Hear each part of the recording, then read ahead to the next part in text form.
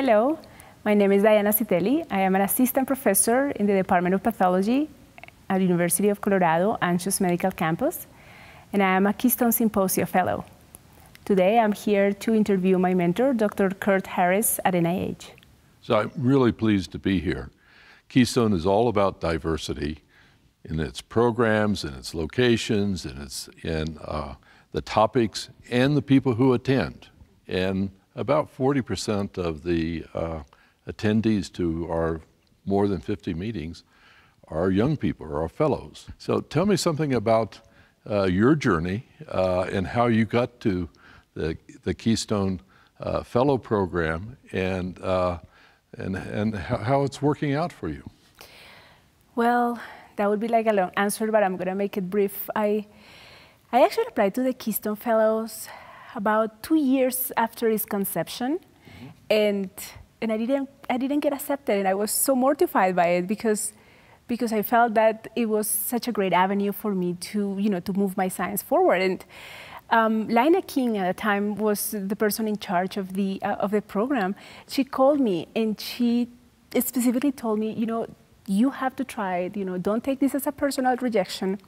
You need to grow in certain areas, and when you learn and grow in those areas, apply again. And so I did. About 3 years later, actually, when I have been first promoted to faculty, I apply again, and by then I have truly built my career to the point that now I could take use of the opportunity. So I was accepted. I was so happy when that happened. She taught you a very important lesson. Yes, be persistent. Be persistent. Yes. Keep growing. And do what you need to do to get to the point you need to be. Right. So I was too junior. I haven't done certain things that were more important at that time of my career, and it was several lessons in the same time. Yeah. That's the same thing about doing science. You have to be agile. You have to move from one area to another as you learn new things, as you're directed in your science, and that's one of the intellectual, wonderful things about being a scientist. Yes, you're right. And actually, it was through the Endocrine Society that I ended up moving a step forward to become a Keystone Fellow, because the Keystone and other societies are pretty close. And Lina and other people at the Keystone Symposia have made sure that these opportunities are out there for a lot of people and diverse and minorities. And when I finally applied, it was my final appearance was when I went to one of the Endocrine Society meetings that I met Lina again, and she told me, "You are ready now." And so it was being in the field, showing my science around, and keeping in touch with the people who can make a difference for your career and for your science as well. You were being nurtured. Yes, I think I have. And you will be nurturing other young people as you move on in your career. And that's another wonderful aspect of doing science, is mentoring people who continue on and actually become part of your family. Yes, I agree. I already have a few mentors in my past, but I wanted to ask, how many mentees have you had, and what do you expect from a mentee? Because I think the mentor-mentee relationship has to be mutual. You expect something from people like me. Yeah. So I come from a long background of mentoring scientists, young scientists. In fact, at the National Cancer Institute where I work, I've mentored over 150 young investigators, fellows from all over the world. And it's one of the real joys that I have. And I was very pleased when the Keystone Symposia, about 10 years ago, decided to increase the diversity and develop actually a multifaceted mentoring program for young investigators and also young fellows from underserved populations. And you're one of those people, and I've been delighted to work with you. Oh, thank you. It has been a great experience for me as well. And before we were just mentioning one of those things that are so different in cultures, and is that to this day I have a very hard time calling you by your first name, even though you have mentioned this several times before. And you know, there are some things innate to different cultures and to the diversity that is the whole purpose of doing these programs.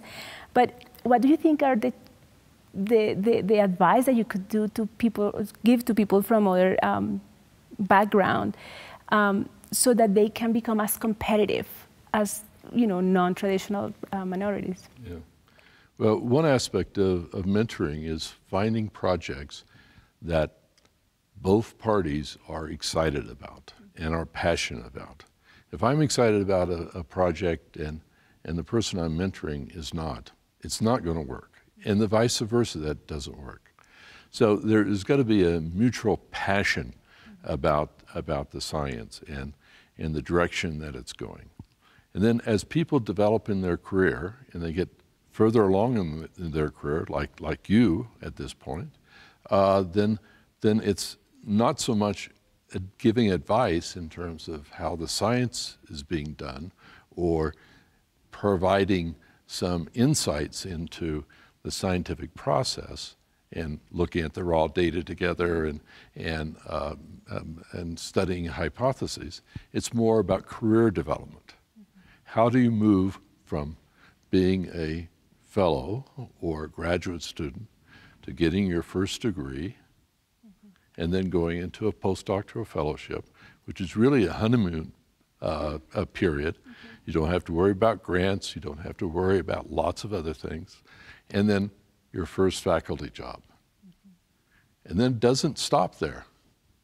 I have fellows who are full professors who I still talk to and enjoy the family aspect of coming through my laboratory, and I'm very proud of them.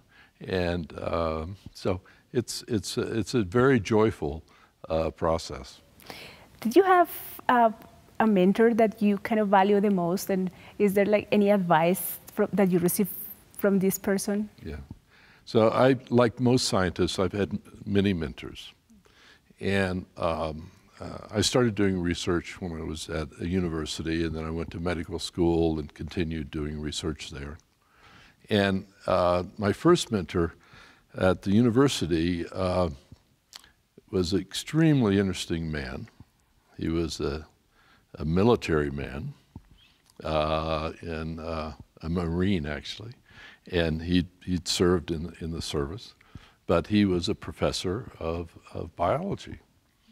And his way of teaching at the beginning was, for the first month, I'm going to give you a regimented set of things to do to learn how to do various instrumentations and to do various kinds of assays. And then I want you to think for 2 weeks and come back with 2 projects that you are excited about. And those 2 projects, one high risk and one medium risk. I was only a university student at that time. And he allowed me to pursue those. And actually one of them led to a paper in a good scientific journal. So that was my first mentor. But I've had a number of mentors who have helped me as I've gone through different stages of my career, and who I have a very fond memory of some of them, and some of them are still very good friends of mine. Wow. Well, that's the difference between live life. I have mentors, but not that many, and definitely that story is different. I think my best experience with a mentor has come from the personal side. And when I was doing my PhD, my mentor at the time is Dr. Regino Perez Polo in Galveston at UTMB. And I don't know if you're familiar with the fact that Galveston was got hit by a very major storm right after Katrina. And it was a very stressful time for everybody, and we have to pack the lab and we have to leave. And the few times that he spoke to me in Spanish, he sent me an email, because at that time he was in Germany. He sent an email to me and he said, you know, be safe and don't worry about anything of what you need. Bring the notebook with you. Yes. And few words, and he said those words in Spanish, which was his original language, and it was the language that he had told me is not the language of science, because in the lab we just talk science. And it was just a personal touch to a stressful situation that taught me that even in this very stressful environment that science can be sometimes when science is so important, personal well-being is first. Can you say those words in Spanish? Can you tell me what he told you in Spanish? Cuídate mucho. Okay. Si necesitas algo, me avisas. If you need anything, let me know. Yeah. And it was just so peaceful to know that he will back us up under any circumstance, even though the lab was potentially going to be deleted by a storm. You're talking about a laboratory, but a laboratory is a group of people, and there are different levels of expertise, different points in their career, and you can tell a lot about a mentor by the laboratory. Oh yeah, that was a family. So the people who come and want to work with me, I insist that they spend a lot of time talking to the other people in the laboratory. Yeah, that is true. And I get feedback from those people about that individual, but it's very important to be very open and about, because you're bringing in a new person into the family. Mm-hmm. So what advice would you give to people junior like me, in the sense that if I want to have a student come into my lab, and my lab is very small, right? It's maybe a technician and me for now. I am beginning.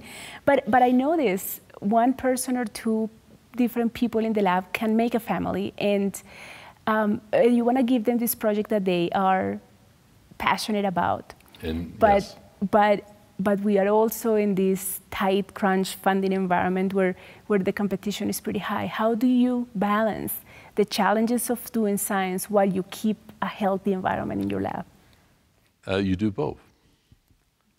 And it can be very difficult because you have to make choices. But an individual who goes on into science is also going to make those same choices. It's another skill that is needed to be a successful scientist. And that's how to manage your resources, how to manage the people who you're working with, to make them successful, and vice versa, you'll be successful and the laboratory will be successful. And treat them with respect. And not that they're there to do your work, there to do the joint work between the two of you.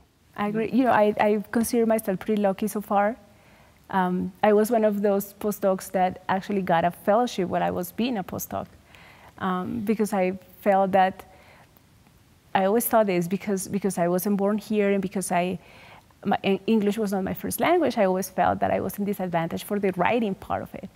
So very early on, I took on being able to write properly as one of the key things that I needed to do if I wanted to succeed in science. Mm-hmm. And it definitely paid off because I was able to obtain it, obviously, you know, with the advice and help of my mentors at the time. And recently I just got a career transition award that is the grant that is funding my research right now. So I think I learned the writing part a little bit, still a lot to learn if I want to get that competitive 101. And one of the things you told me is that you've been on a study section already. Well, this was a mock review study section, and it's part of the diversity office also at NIH. Mm-hmm. It was an amazing experience because I got to see firsthand what it feels like to read a number of grants and have that responsibility on hand, because you know how much effort somebody has put together that proposal, and you know that there are careers at stake when you read that. So it is, I got a lot of respect for reviewers at study sections because it was pretty hard, but it was also very enlightening into all the things that I should do better next time that I send my grants. Yes. how important it is to tell your story, provided that you have a good scientific story, that you tell the reviewers in a manner that they are going to understand it, because they have very little time to actually grasp all of the knowledge that you have collected over several years, probably. And the reviewer has to explain that grant to the rest of the people on the committee in a way that is faithful to it, but is also convincing, and to make the case that, you know, this is really something important. Yes. So there's a responsibility in terms of being a reviewer, and some are doing it better than others, but it's something that you should, and you are learning how to do yourself. Yes. Because it's an important part of science. Yes, no, I agree. It was hard, but we were able to do the whole setup, from being the primary reviewer to being reviewer number 1, number 2, or number 3, and being able to actually, you know, contradict some of the statements that were made that were not correct. And I also realized of something that people have told me before, but now I know how important it is, that you need to convince your 3 reviewers, because if one of them doesn't really believe your story, that one can bring your score down a lot. And that is the challenge that we have all to do in the peer review. So let's go back to Keystone. So yes. You're in the Keystone program, and you and I started a relationship in terms of being a mentor and a trainee, if you want. And tell me something about the other people who are in the program. So the Keystone program has been great for many reasons. One of them is because once you become a fellow, you become part of a community of other fellows. So now we have been in touch with the fellows that have come through the program several years before. Yes. And some of them, it's a networking experience. Some of them have already contacted us so that we can you know, send copies of our CV for, you know, job applications and things of that nature. So from the networking point of view, is once you become a fellow, you have this network of people who can give you advice and become your colleagues and your potential collaborators. So right now there are 5 fellows this year.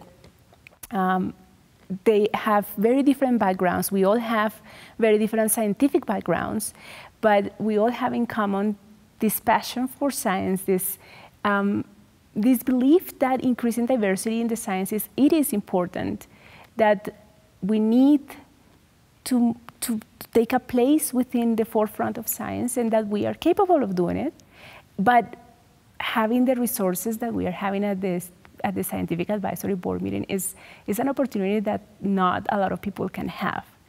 During the January meeting, we were actually pretty scared because we were pretty junior, and we came here and we have one of the previous fellows giving us all of this advice of all of the great things that we could do, and how these very exciting and important people were going to be around, and we have to take this opportunity to meet and network.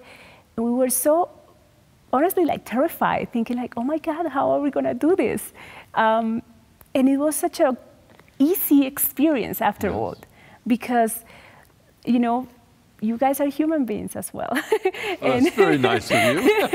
It doesn't look like sometimes, because, you know, you have this feeling that, you know, scientists who are very accomplished in science, and they are those people that you look up for, and yeah. Some of them are the ones that you read the books, you know, you learn from those books. But we were you at one point. Yes, but we never saw that. And so when you actually see this, that you are human, and not only that, but you are welcoming of people like us, young generations, it was a kind of life-changing experience in the sense that we can get there, and we are doing things that will put us in that position. So I think that has been, to me, the best experience in the program. I predict you're going to do very well. Oh, thank you. You're doing very well here. I kind of feel like I'm alone with you. That's good. Well, thank you, Dr. Harris, Curt, for your time and for being my mentor all this time. And I hope, our relationship will continue going on. I know it will. I know it will too, and I'm very proud of you. Thank you.